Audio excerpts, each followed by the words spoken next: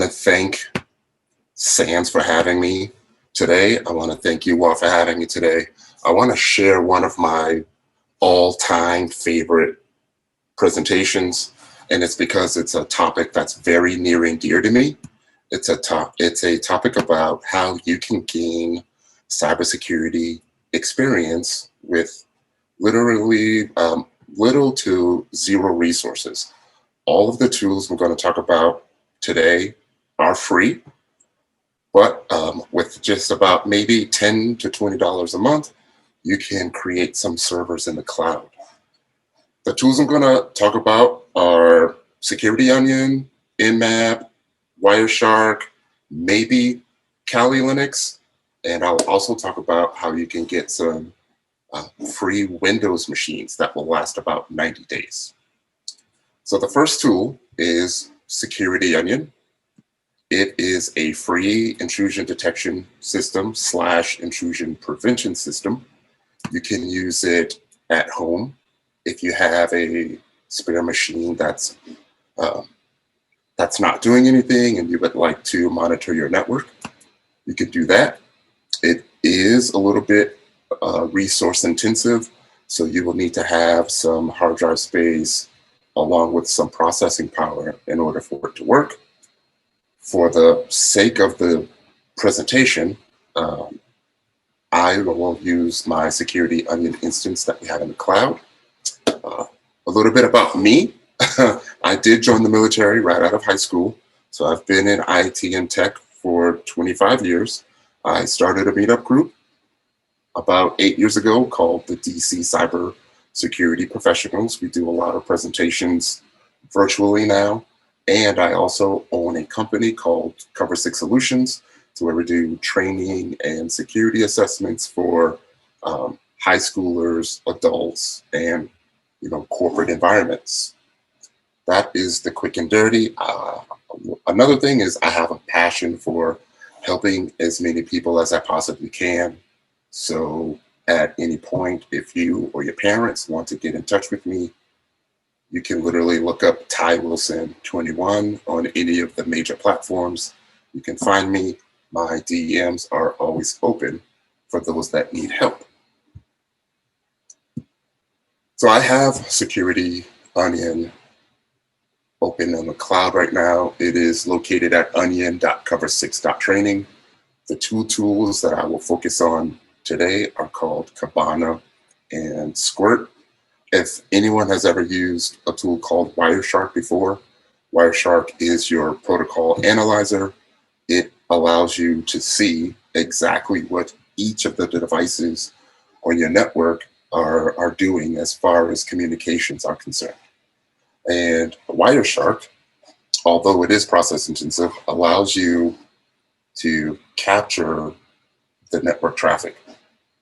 Kibana is essentially Wireshark, but on steroids. And Kibana will show all of the statistics that Wireshark does, but it puts it in a nice little graph, charts, numbering system. And then it also has a really nice ID, intrusion detection system, and prevention system on the back end. So what I'm going to do now is, this is my instance of securityonion. I'm showing the last 24 hours worth of traffic, but as you can see, I have zero activity. But if I go and change my filter in the top right-hand corner to the last 5 years, you can see that I have over 700,000 logs. In reality, that is not a large number when you're capturing traffic on the network.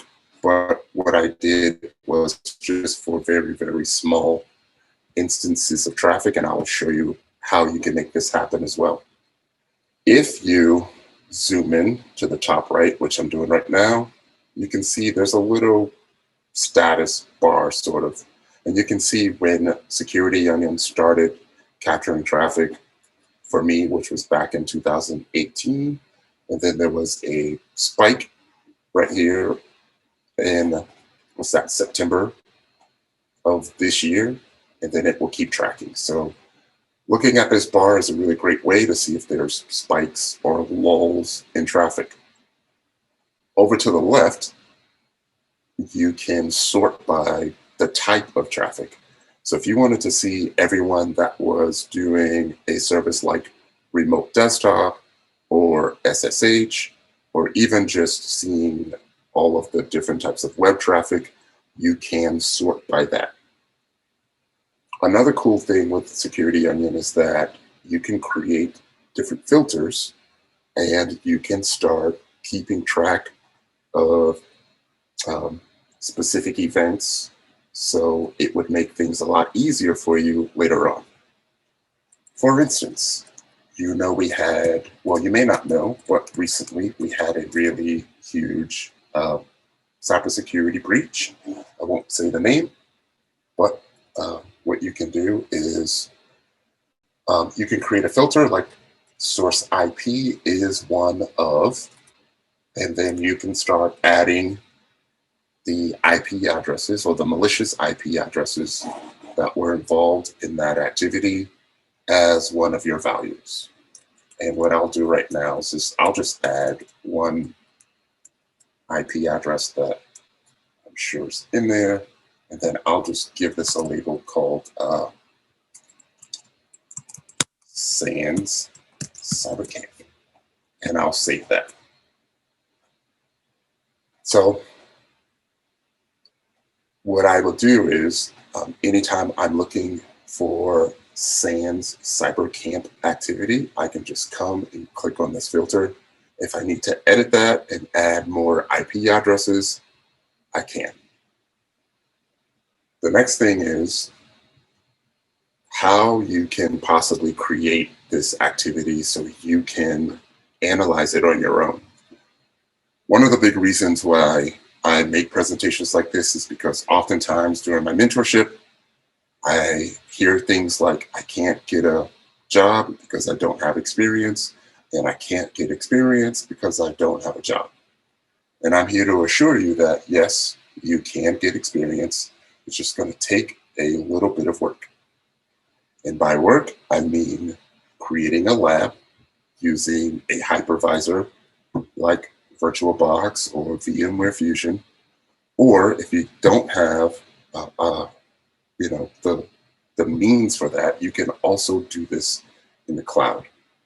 One of the reasons why I like doing this in the cloud is because, one, my students can access the machines at home. And another reason is if you set it up, you can create a small study group and you can access these machines from your phone. That way, anytime that you're bored, either on the ride to school or on the way home, or during free time, you can access the securityonion machine from your phone. So how do we create some traffic? What you're looking at right now is a tool called Kali Linux. Hey, Tyrone. Is Yes. it possible to do any kind of zooming in a little bit? Yes, I am. When I get to the text. All right, thank you. Yes, I definitely will. And then the other thing is I have a Microsoft Edge instance of Windows 10. It is totally free. It lasts about 90 days. And with these two tools, you can practice the entire hacker attack methodology, which is finding all of the hosts, finding all of the ports, finding all of the services on those ports, finding all of the associated vulnerabilities with those services. And then once you identify vulnerabilities, then things will start to pivot. The defenders will fix those vulnerabilities, and the attackers will try to exploit those vulnerabilities. But since you have a lab, you can do both, and you can essentially watch yourself hack yourself or attempt to hack yourself. And then on top of that, you can go through all of the incident handling and response procedures and even do a little bit of threat hunting. So the opportunity is there for anyone that wants to learn. And of course, you can always reach out to me or anyone on my team. So how do we make this happen? Inside of Kali Linux, there is a tool called Wireshark. And if you look to the right, I know I am currently in dark mode right now, but Wireshark is running. And I will create a filter where I only capture traffic to and from these two machines, and I will get that started.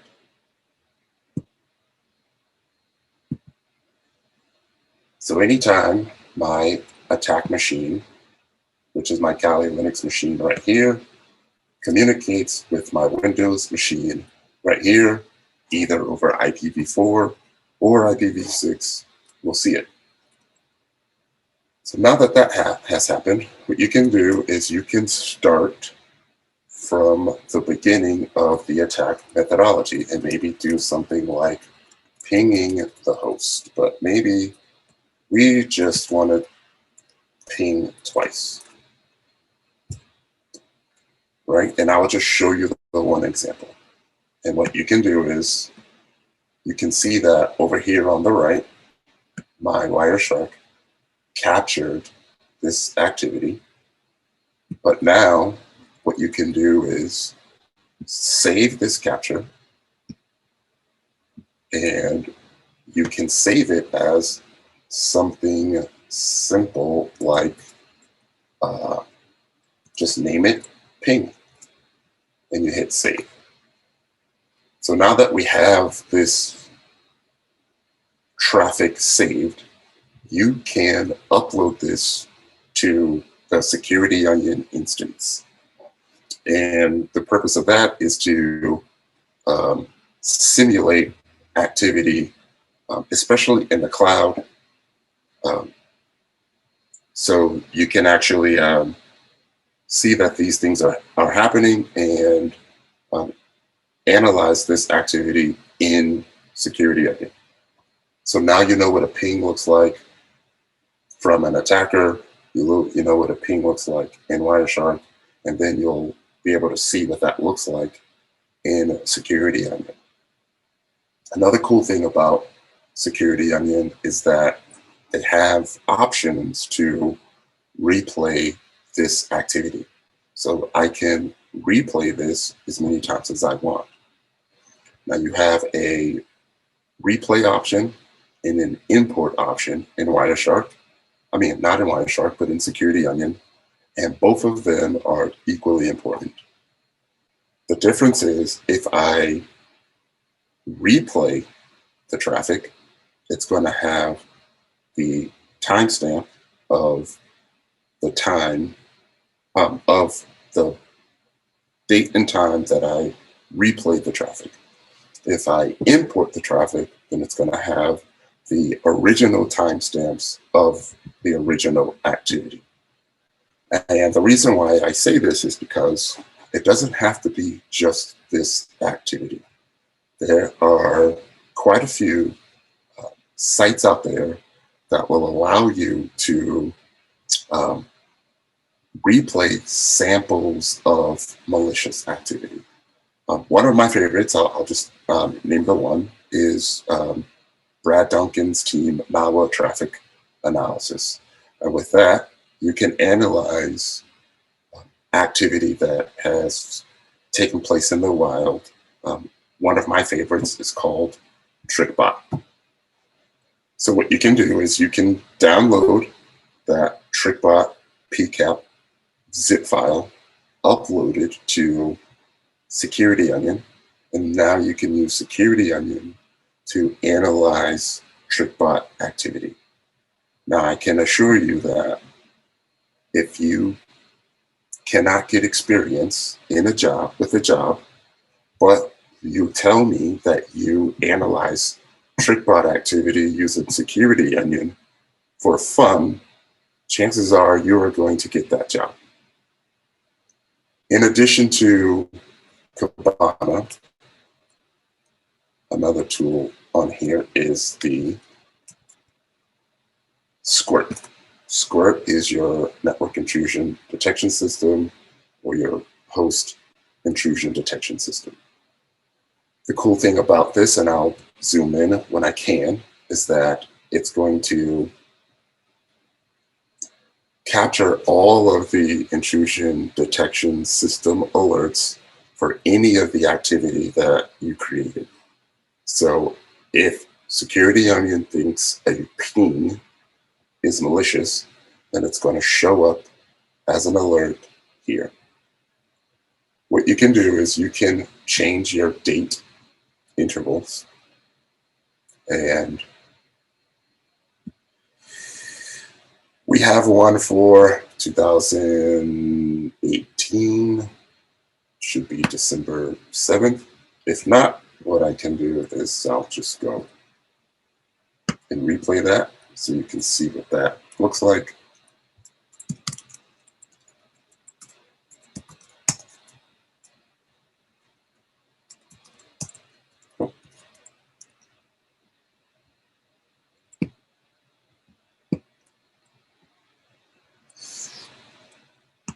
Okay. A little bit of technical difficulties, but that's cool. We'll work around that. But then what you can do is you can move to the next step. So maybe you want to go from just a simple ping to actually doing something semi-malicious, and that would be maybe doing a nmap scan. So I'll just do something really quick.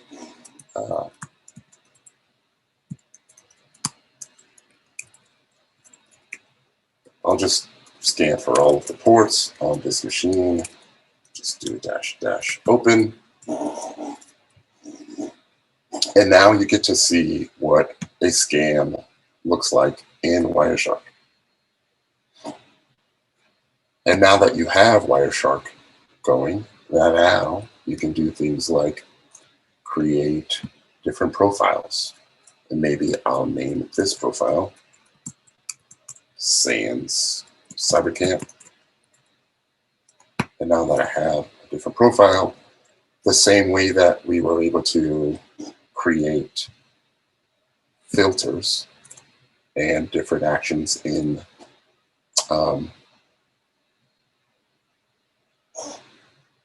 securityonion, you can save filters and expressions in Wireshark as well. And if we're just going to focus on one would be maybe a SYNAC. If you're familiar with a TCP handshake, the SYNAC will allow you to identify which ports are open. So now that you know something like that, you can use that to improve your attack perspective. And you can learn how to be a little bit more sneaky using Wireshark, and you can passively identify what's going on the network without having to do any scans. And you can just use Wireshark to determine which machines are up, which ports are open, and then possibly identify the associated services. So again, just to recap, we have tools like securityonion. You can install securityonion at home or in the cloud. We have an instance in the cloud. That whole process takes about maybe 10, 15 minutes or so. There is some securityonion that you can install at home. You can use that as your intrusion detection system, your network monitoring tool, and that will help you transition into learning things like incident handling and response with a little bit of threat hunting. Now that you have a network monitoring device installed, now you can practice your attack techniques using a tool like Kali Linux, or if you don't want to use just straight Kali Linux, you can install Metasploit on your operating system. So that way, if you don't have a really robust or powerful laptop, everything here is still attainable. As you move forward, then maybe you will do some things like practicing with Msf Venom. Msf Venom is a tool that will allow you to create malicious EXEs, and it will look something like this.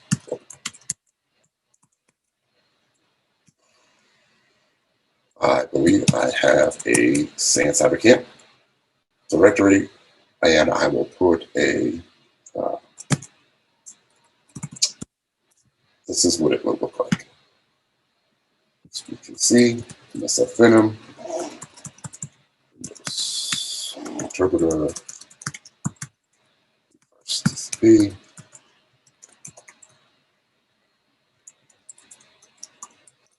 Believe it or not, if you do this enough times, you will remember this.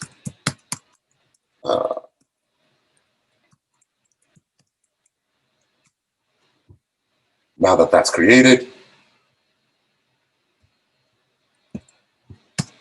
we would have to simulate a user clicking on that, and no, I didn't create my listener because I really don't want you to see that in this capacity.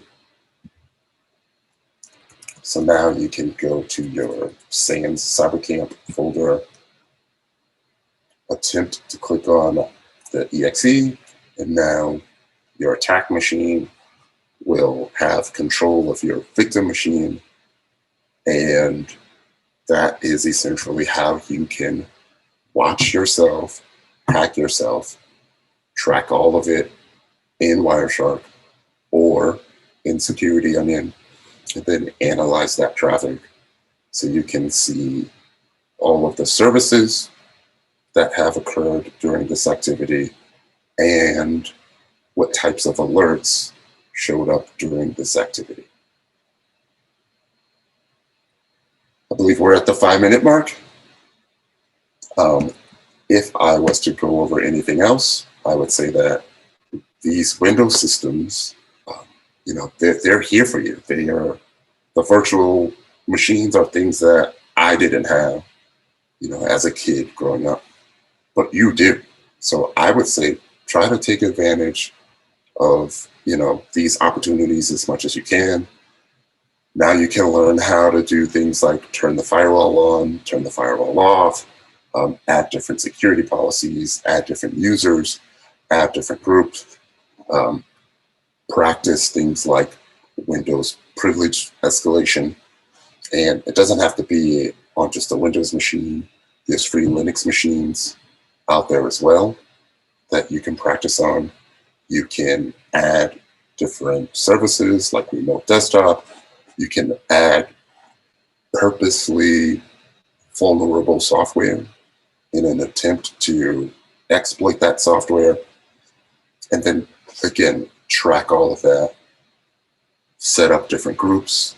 I would say find out if there's you know, individuals interested in the same thing in your local community or in your high school, or maybe local capture the flag competitions. Practice, practice, practice. And the goal is to gain as much experience as you can, as early as you can.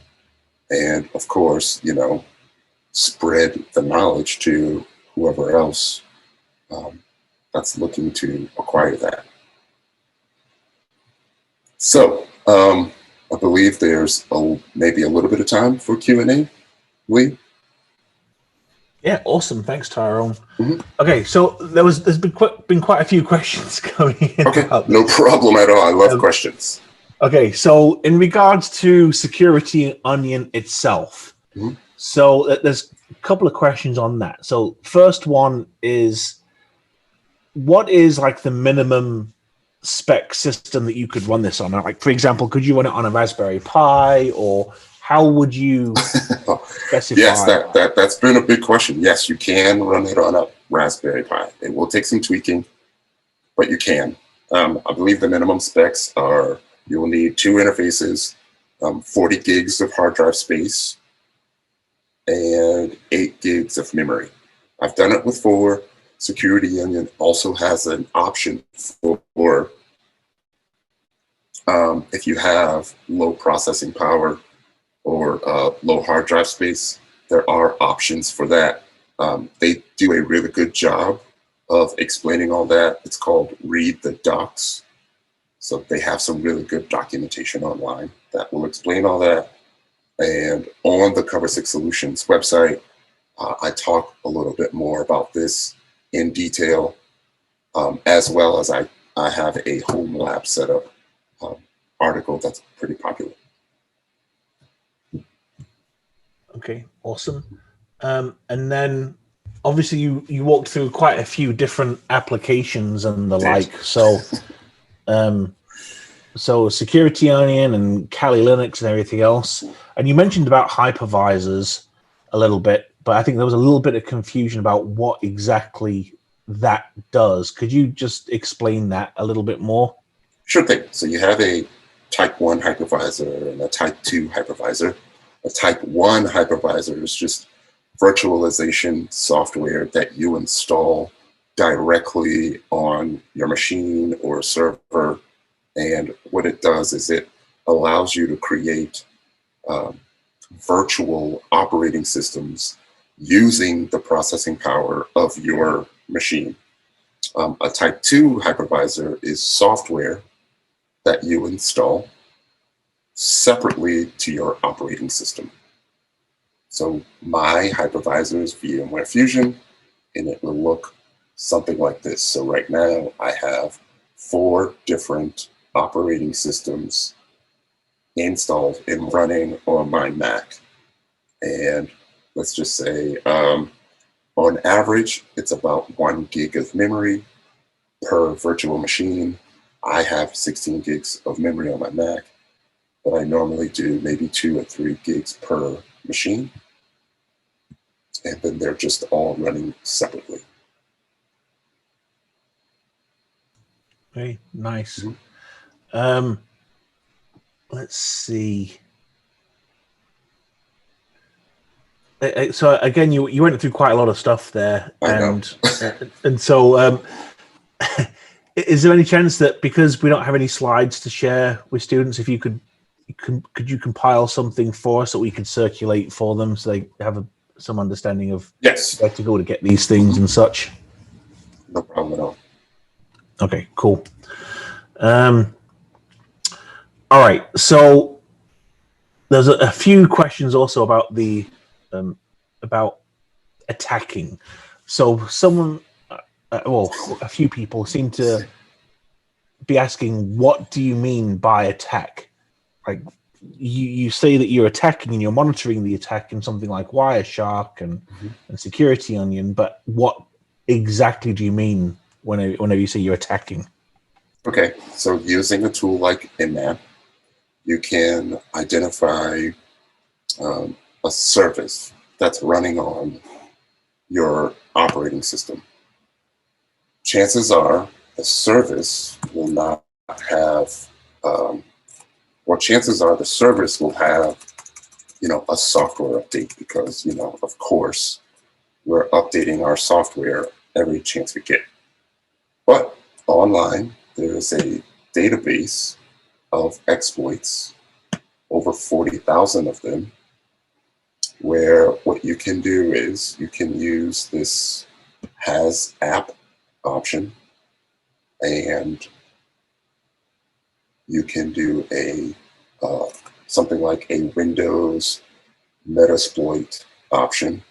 You can download this software, install it on the Windows machine, and this is the exploit that you can use to exploit that machine now that it has this vulnerable application installed.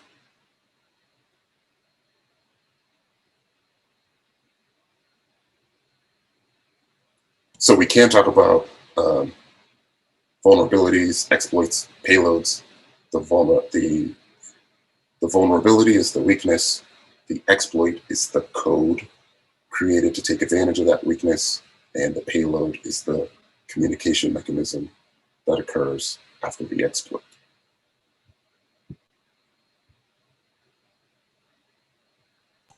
Okay, awesome. Kind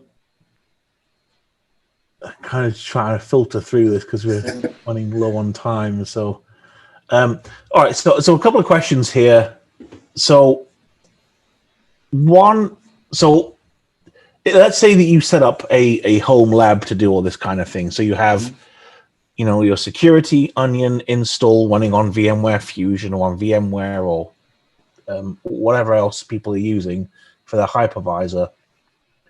Is that whenever you generate the kind of network traffic that you're monitoring, is there any risk involved in that? So is there any risk to you yourself, or is any risk of like your ISP, for example, saying, hey, we're monitoring your activity, knock it off?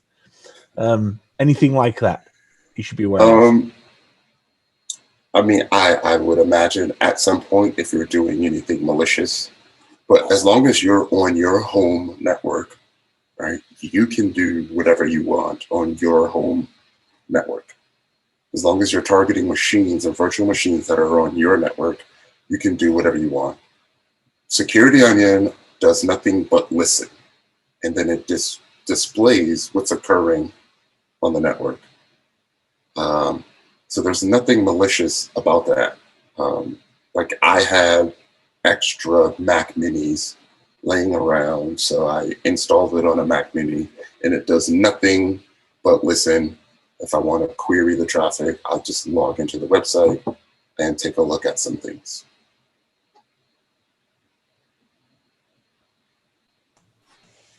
Okay, cool stuff. All right, I think that we're gonna leave it there. That there's still a lot of unanswered questions. Sure thing. I know it's a lot. Like we do discuss these tools individually as a group. If you have any questions, there are quite a few presentations on the website, and you can also reach out to me anytime as well.